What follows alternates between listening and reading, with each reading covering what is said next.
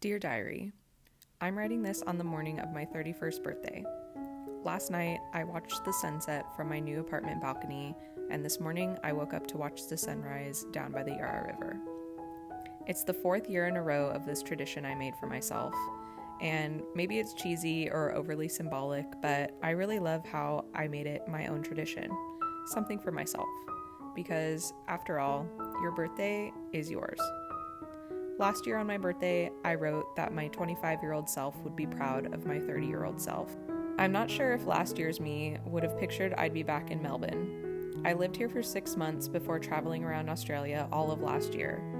I have loved the familiarity of being back here, but simultaneously, I've been having a hard time settling in.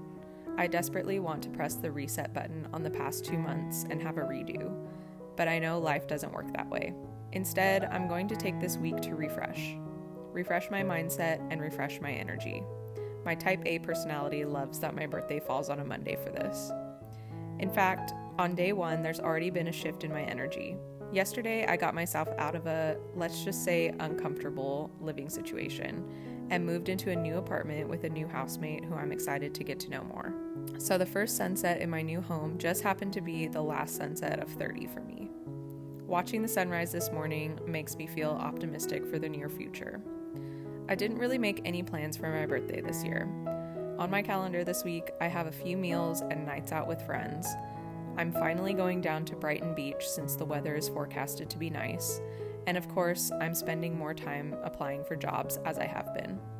I also have a few workout classes booked and a YouTube video to edit and post, which have been helpful in creating routine for myself. Speaking of routine, I am just excited to really settle into my new space. I feel like I've spent the past 2 months kind of waiting for the next thing to happen for me and thinking that once it did, I would feel satisfied. So this week, I'm hoping to slow down a bit and be more present. Live in the now. Be gentle with myself. There are small, beautiful moments happening every day that I don't want to overlook just because I'm chasing something in front of me. I need to remind myself that I don't need to have it all figured out to enjoy where I am. I'm living the life I want to live already, and everything else will come together eventually. There's something freeing about letting go of the need to have it all figured out. Instead of waiting for the next thing to bring me happiness, I want to find it in the in-between moments. The quiet mornings, the deep conversations, the little surprises I didn't see coming. When I look back on this diary entry on my birthday next year, I don't think it'll be the milestones that seem big right now that will stand out, but all of the memories I made and the smallest moments I almost overlooked. Cheers to 31. I can't wait to see what's in store for me this year.